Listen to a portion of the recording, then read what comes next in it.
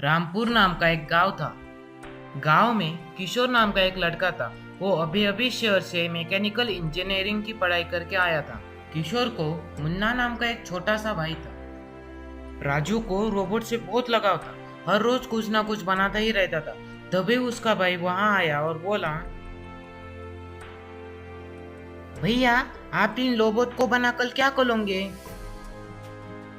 अरे मुन्ना, मैं यह रोबोट गांव की भलाई और गांव में कोई मुश्किल आ गई उससे निपटने के लिए बना रहा हूँ। भैया कभी मुझ पर मुसीबत आ गई तो मुझे बचाने के लिए इस रोबोट का आप इस्तेमाल करोगे? तो किशोर ने मुन्ना को हंसते हुए जवाब दिया, हाँ मुन्ना, मैं तुम्हें बचाने के लिए इस रोबोट का इस्तेमाल जरूर करूंगा। किशोर की यह बात सुनकर मुन्ना बहुत खुश हो गया। अगले दिन गांव में से 2 आदमी और 2 बच्चे रहस्यमय तरीके से गायब हो गए। आप रोइए मत, आपके बच्चे जल्दी ही मिल जाएंगे, पुलिस अब आती ही होगी। तभी वहां 2 पुलिसमैन आ जाते। इंस्पेक्टर साहब, आपको कुछ बच्चों के बारे में पता चला? नहीं किशोर, अभी तक हमको कोई ठोस खबर नहीं मिली। जैसे ही हमें खबर मिलेगी हम आपको बता देंगे। ऐसा कह के वो दोनों पुलिस ऑफिसर वहां से चले गए। हर रोज की तरह किशोर अपनी छत पर खड़ा था। तभी उसे राम ने आवाज लगा, किशोर भाई, आपको पता है आज भी 2-4 लोग गांव से गायब हो गए। क्या कह रहे हो राम बाबू, आज फिर से? हाँ किशोर बाबू, आज फिर से हमारे गांव से 2-3 लोग गायब हो गए। हमारे गांव में क्या हो रहा है ये पता ही नहीं चल रहा। कुछ तो गड़बड़ है राम बाबू, कुछ तो गड़बड़ है। ठीक है किशोर भाई, मैं अभी चलता हूँ। ठीक है राम बाबू। तब किशोर यह सोच में पड़ गया कि गांव के लोग आखिर कैसे गायब हो रहे। तो किशोर को यह जानना था कि गांव के लोग कैसे गायब हो रहे। तो निकल पड़ा किशोर सबूत ढूंढने के लिए। किशोर सारा दिन ऐसे ही यहाँ वहाँ घूमता रहा, लेकिन उसे उस किडनैपिंग के बारे में कुछ भी पता नहीं चला। तो वो निराश होकर घर चला गया।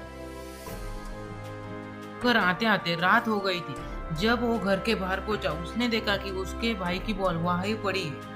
तब किशोर को उस बॉल को देखकर शक हुआ कि मुन्ना भी क्या किडनैप नहीं हो गया। तब किशोर मुन्ना को यहाँ वहाँ आवाज लगाने लगा, लेकिन किशोर की तमाम कोशिशों के बाद किशोर मुन्ना को ढूंढ नहीं पाया। तब किशोर को यकीन हो गया कि मुन्ना भी किडनैप हो गया। तो किशोर की नजर नीचे पड़े कुछ लकड़ियों पे पड़ी। असल में वो लकड़ियां नहीं, मुन्ना के द्वारा छोड़ी गई निशानियां थी। तब किशोर की यह बात समझ आई और किशोर उस लकड़ियों के पीछे चलने लगा। किशोर ऐसे चलते चलते काफी दूर आ गया था। वो बहुत थक गया था।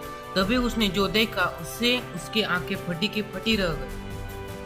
तब किशोर ने देखा कि वहाँ 2 एलियन और उनके पास एक बड़ी सी स्पेसशिप थी। तब किशोर को सारा मामला समझ आ गया कि गांव के लोग आखिर क्यों गायब हो रहे और उन्हें कौन किडनैप कर रहा है। तब किशोर ने सोचा यह सारी बातें मैं गांव वालों को बता दूंगा। तब किशोर वहां से बिना आवाज करे गांव की तरफ निकल पड़ा।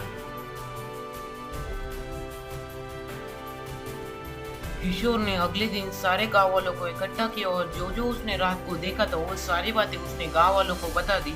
तब किशोर बोला, मैंने रात भर जागकर एक शक्तिशाली रोबोट बनाया। मैं उस रोबोट को लेकर उस एलियन के साथ युद्ध करने जा रहा हूँ। तब किशोर और गांव के 2-4 लोग उस रोबोट को लेकर एलियन स्पेसशिप के पास चले गए। तब किशोर ने देखा कि थैनोस उनका वहां पहले ही इंतजार कर रहा था। तब किशोर को थैनोस की शक्तियों का अंदाजा हो गया, लेकिन हमारा आयरन मैन रोबोट भी कुछ कम नहीं था। वो दोनों थैनोस को हारते हुए देखकर गांव वाले बहुत खुश हो गए। थैनोस एलियन ने जितने लोगों को किडनैप किया था, किशोर ने उन सबको एलियन स्पेसशिप से बाहर निकाला। अगर आपको इस वीडियो का पार्ट 2 देखना है तो हमें कमेंट कर जरूर बताना और हमारे चैनल को सब्सक्राइब कीजिए, बेल आइकन पर प्रेस कीजिए ताकि आने वाली वीडियो की नोटिफिकेशन सबसे पहले आपको ही मिले। और इस वीडियो को लाइक और शेयर करना अपने दोस्तों के साथ। और दिन भर ऐसे बैठे बैठे बोर हो तो हमारे चैनल पर कई कहानियाँ अपलोड है, आप उन्हें भी देख सकते हो। और आपको यह कहानी कैसी लगी हमें कमेंट कर जरूर बताना।